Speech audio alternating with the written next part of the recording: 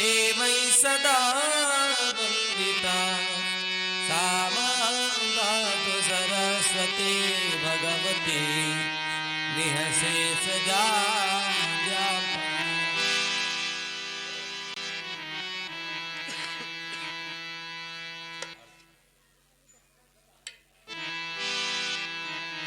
उपाध्याय जी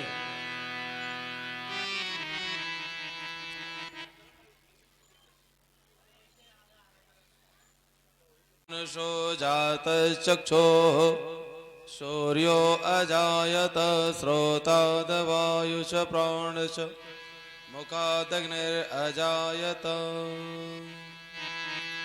ओमिदुं हवे प्रजननं मे अस्तु दशवीरगुं सर्वगुणगुं स्वस्ते आत्मसने प्रजासने पशुसने लोकसन्यभयसने अग्नि प्रजां बहुलां मे करोत्पन्नं पयोरेतो अस्मासु धत्तः आरती अति पावन पुराण की धर्म भक्ति विज्ञान खान की आरती अति पावन पुराण की धर्म भक्ति विज्ञान खान भागवत सुख मुख निगलित निगम कल्प फल परमानंद सुधा रस में कल लीलारते रस रस निदान की आरती अति पावन पुराण की कलिमल मथन त्रिताप निवारिणी जन्म मृत्यु में भव भयहारिणी सेवत सतत सकल सुखकारिणी सुमहा सदे हरि चरण गान आरती अति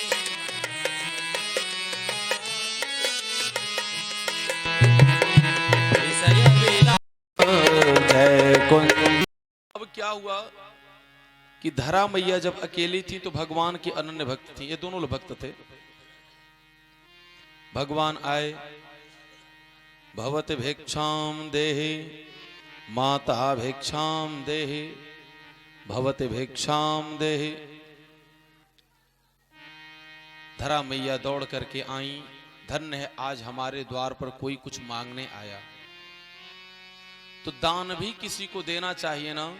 आप दान एक ही दीजिए, तो दान वह चीज देना चाहिए जो ले जा करके उसका वह उपयोग करे। आप किसी को भी दीजिए। यह दान नहीं देना चाहिए कि जो वह ले जा करके फेंक दे, ले जा करके वह किसी दूसरे को दे दे, उसका वह उपयोग न करे। एक दान दीजिए, उसका ले जा करके वो उपयोग करे। और दान गिनाने के लिए नहीं कि मैंने यह भी दिया, यह भी दिया, यह भी ना। एक दान दीजिए। अब ये भिक्षा मांगने के लिए भगवान स्वयं आए हुए हैं, दान देने के लिए आज कुछ है नहीं। अब भगवान ने कहा क्या कि आप जो है मुझे कुछ प्रसाद पवा दीजिए। अब मैया के पास तो कुछ था नहीं, पूरा जो है घर उनका खाली। मैया ने मन में विचार किया कि मैं क्या करूं, और अहो भाग्य हमारे वहां आज कोई आया है। आपके अगर द्वार पर जान लीजिए यदि कोई आता है कुछ मांगने, तो प्रभु की बहुत बड़ी कृपा है, बहुत बड़ी कृपा है। एक लोग अपने घर पर रिलेशन के हमारे बुआ जी के लड़के, वह शुद्ध बर्तन, यह जो भगोना का जो प्रयोग होता है, बड़े बड़े जो हंडे भगोने आते हैं, वह 18 भगोना खरीद कर एक ही दिन लेकर के आए। तो हमने कहा टेंट हाउस आप खोलेंगे, कोई आपकी आवश्यकता?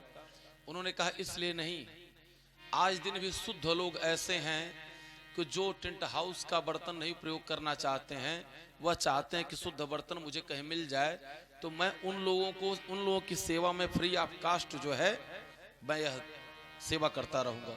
उसी बहाने कम से कम 4 लोग हमारे द्वार पर तो आएंगे कुछ मांगने। हम लगे सोचने, यह जान लीजिए कि आपके पास भगवान देने के लिए बहुत कुछ दिया है। दान यदि करना चाहें, यह कोई जरूरी नहीं कि हम धन का ही दान करें। दान देखिए, समय का दान, ज्ञान का दान, धन का दान, जल का दान, अन्न का दान, वस्त्र का दान। वकील क्या करते हैं? वकील जो है पैसा लेकर के ज्ञान देते हैं कि आप वैसे जो है अपनी मुकदमा लड़ो, आप जीत जाओगे। तो आप क्या करिए, यदि भगवान ने आपको ज्ञान दिया है तो आप क्या करें, किसी को ऐसा ज्ञान का दान दीजिए कि उसके बिछुड़े हुए परिवार जो हैं वह भी मिल जाएं। ऐसा ज्ञान का दान दीजिए। दूसरी बात, यदि किसी परिवार में शादी विवाह है, आज के समय पहले का अब धीरे धीरे समय परिवर्तन होता जा रहा है। पहले गांव के लोग रिश्तेदार ही क्या करते थे कि यह नहीं पता चलता था लोगों को कि किसके घर पे शादी, सभी लोग मिलकर के पूरे गांव के लोग लग जाते थे और जिसके वहां यदि कोई उत्सव रहता था तो सभी लोग मिलकर के हाथ बटा लेते थे और कार्य बहुत अच्छे से हो जाता था। आज के समय में क्या है, यदि किसी के वहां कोई उत्सव हो रहा है तो 4 लोग ऐसा कार्य करेंगे कि उस उत्सव में, उस अच्छे कार्य में भंग पड़ जाएगा।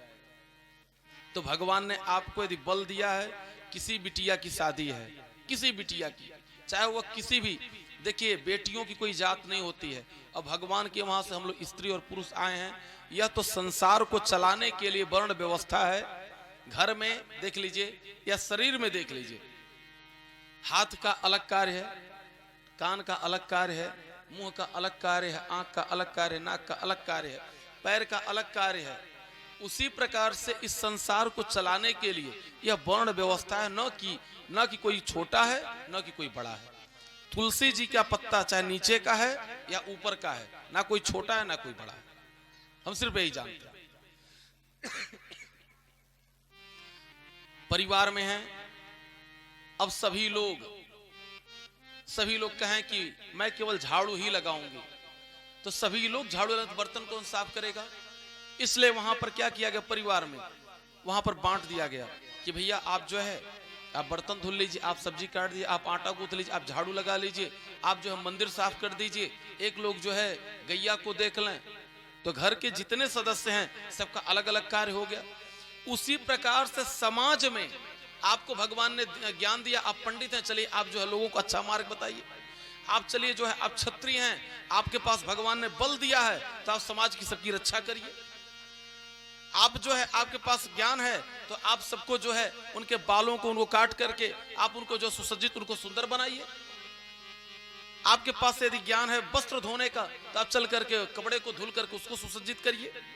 तो सबका अलग अलग कार्य न कि अब कौन से गुण पर दयानिधि रीझ जाते हैं, जय हो न जाने रेझ जाते नहीं से कार्य करते हैं।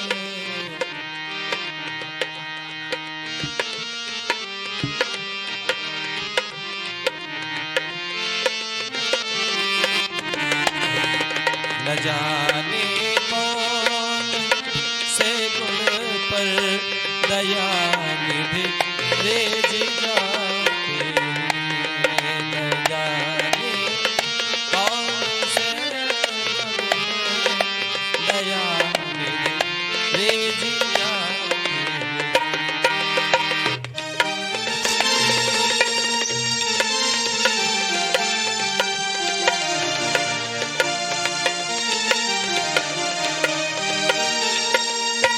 नहीं स्वीकार करते हैं निमंत्रण नृप सुयोधन का,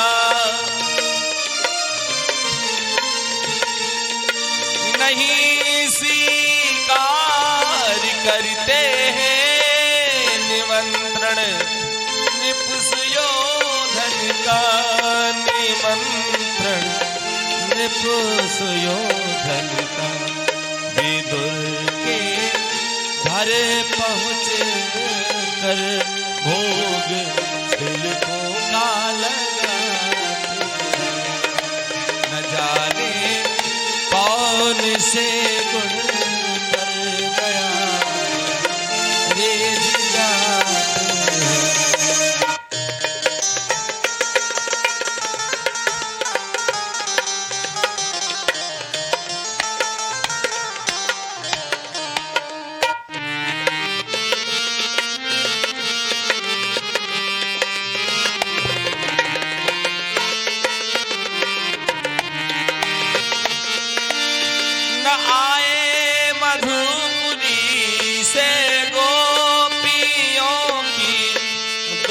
व्यथा सुनकर आए मधुपुरी से गोपियों की दुख व्यथा सुनकर गोपियों की दुख व्यथा सुनकर जो पद जागी दशा पर द्वारका से दौड़ आते न जाने कौन से गुण पर गया रीझ जाते हैं न जाने कौन से गुण पर गया रीझ जाते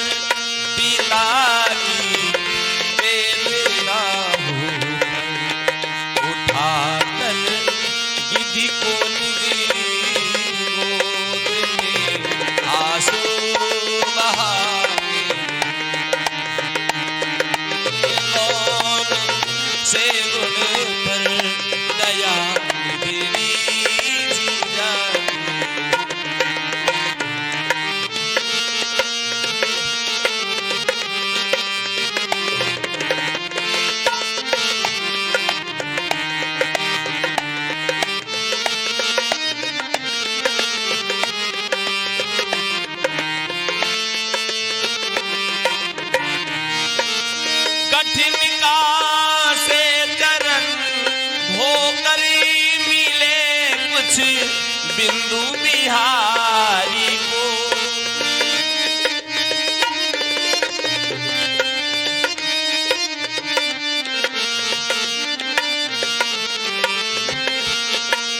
कठिन का से चरण धोकर मिले कुछ बिंदु बिहारी को मिले कुछ बिंदु बिहारी वो चरणों तक स्वयं के वट वो चरणों तक स्वयं के वट के घर जाकर लुटाते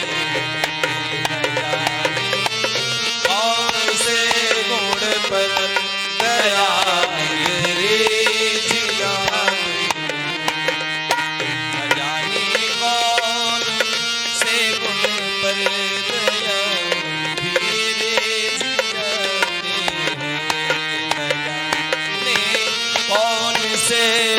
गुण कर गया निधि जीजा।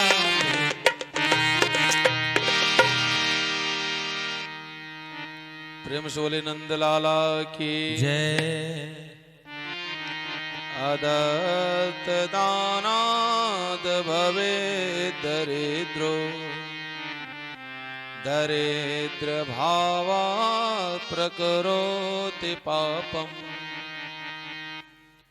पापम प्रभानकरं प्रयाति पुनर्दरिद्र पुनरेव पापे। व्यक्ति अपने पाप कर्मों से दरिद्र होता है, क्योंकि जब पाप करता है तो पाप से बुद्धि भ्रष्ट होती है, और जब बुद्धि भ्रष्ट होती है तो वह अच्छे कार्यों को न करके वह बुरे कार्यों को करता है, जिसका परिणाम यह होता है कि वह दुख को भोग करता है। सतपात्र दानाश्च भवेद् धनाढ्यो धनाढ्य भावाच करोति पुण्यम् पुण्यं प्रभावात् त्रिदिव्यं प्रयाते पुनर्धनाढ्यं पुनरेव दाता। याचका नैव याचन्ते बोधयन्ति गृहे गृहे दीयतां देयतां नित्यं दातुर्गतिर्दृशे।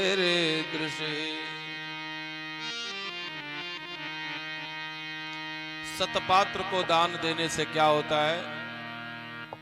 शतपात्र को दान देने से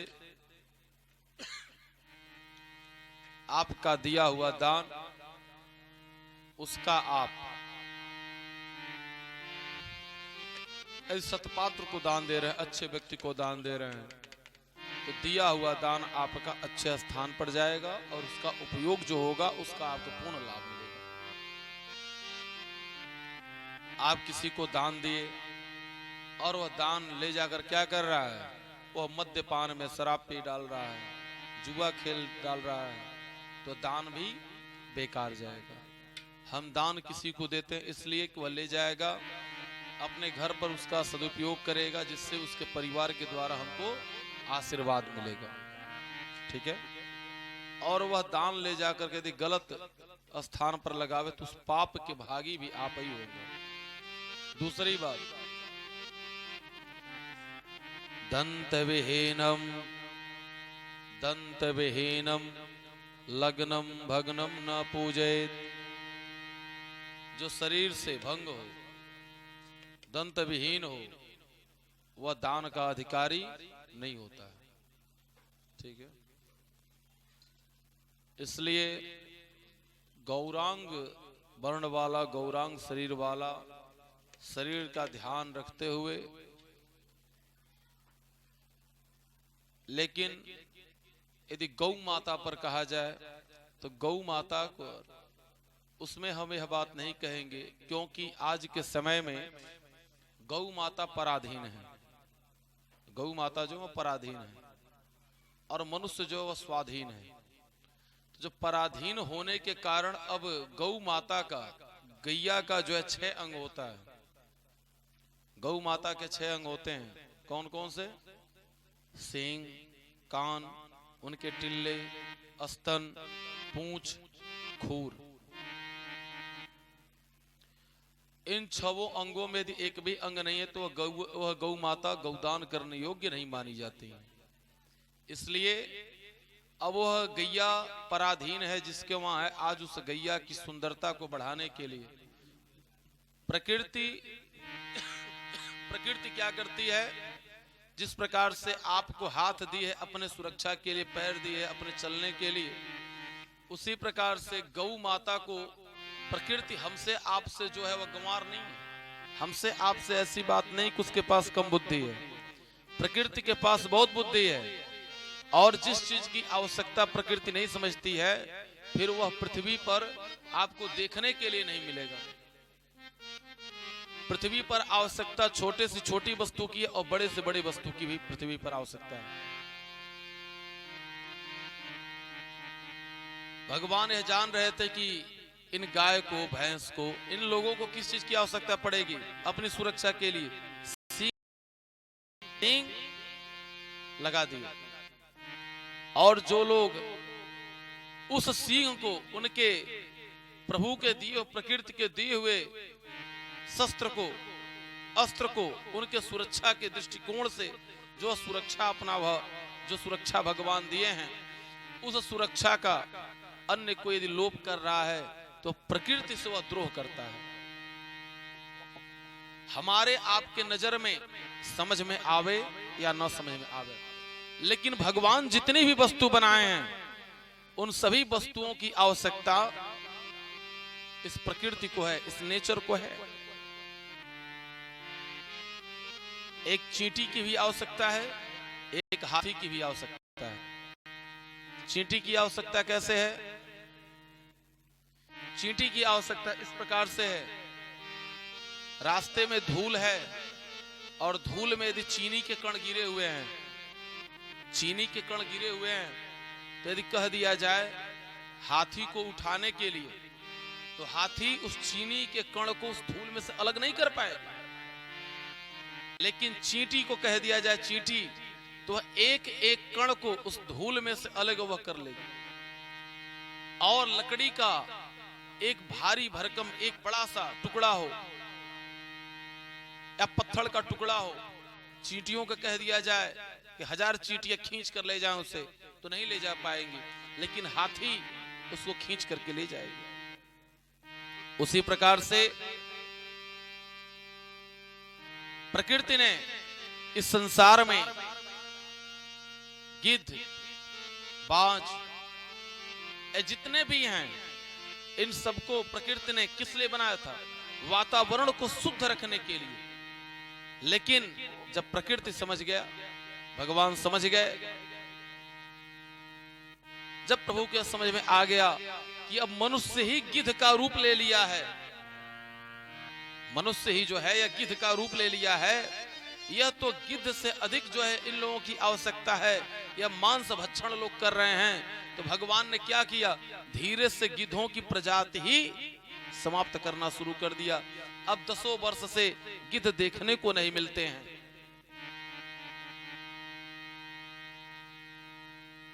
उसी प्रकार से इस संसार में भगवान ने जो भी वस्तु बनाई है, सबकी अपने जगह पर आवश्यकता है। हम समझ पावे न समझ पावे। अब बंदर को भगवान पूंछ लगाए हैं किस लिए?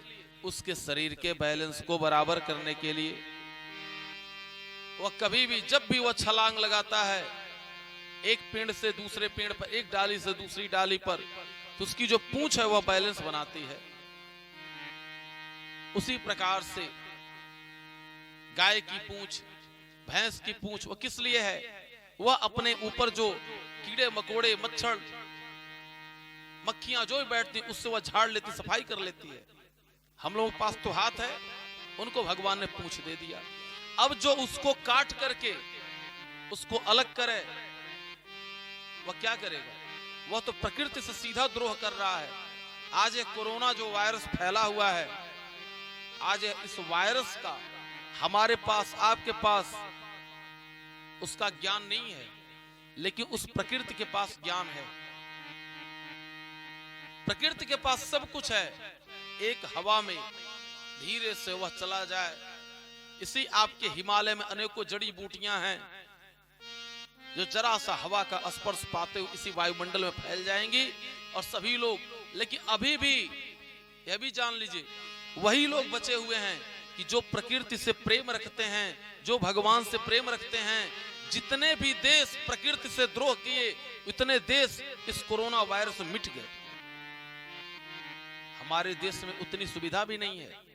हमारे देश में वो सुविधा अभी लाने में, इजराइल में, इराक में, अमेरिका में,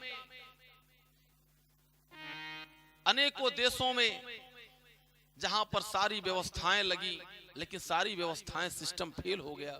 उस प्रकृति के सामने हम सभी लोग यदि अधिक चालाक बनते हैं तो प्रकृति क्या करती है? अच्छा, मैं अभी चालाकी देखता हूं, कितना ज्ञान तुम्हारे पास है।